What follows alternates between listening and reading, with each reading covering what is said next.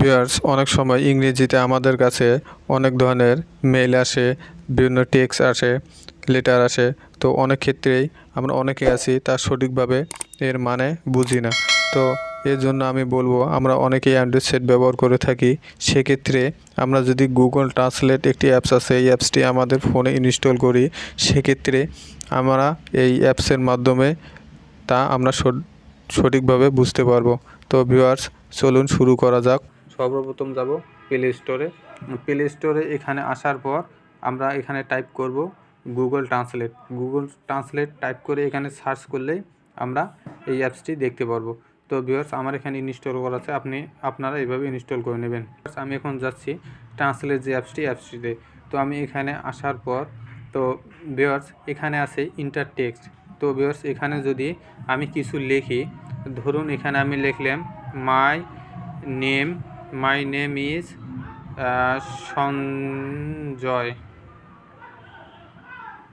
তো আমি লিখলাম মাই নেম ইজ সঞ্জয় ইংলিশে, তো আমার বাংলায় চলে এসেছে। তো এক্ষেত্রে আমি ধরুন আমি এখন বাংলায় লিখব আমার নাম, আমি লিখলাম আমার নাম সঞ্জিত। তো এখানে বাংলায় লিখলাম কিন্তু ইংলিশে চলে এসেছে। তো এইভাবে আপনি করতে পারেন। তো এরপর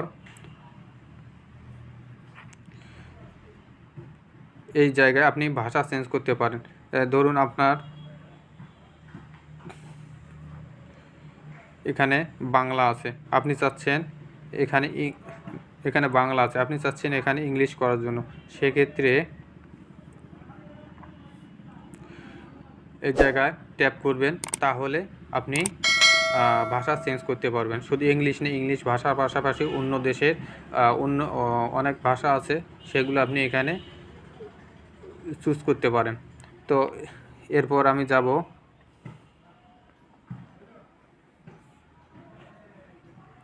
কনভার্সন। এই কনভার্সনে গিয়ে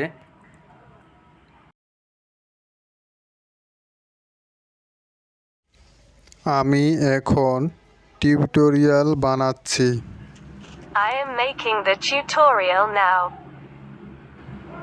এখানে যে মাইক আইকন আছে, এখানে যদি আমরা ট্যাপ করি, আমি এখন টিউটোরিয়াল বানাচ্ছি। তো আপনি এভাবে করতে পারেন। এছাড়া এখানে যে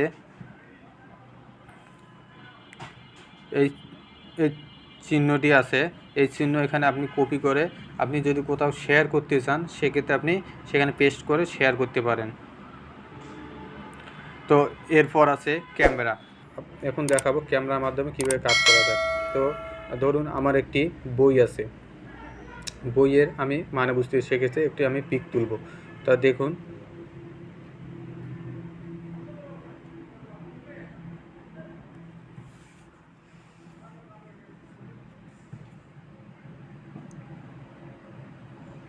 ধরুন আমি এটার পিক উঠাবো।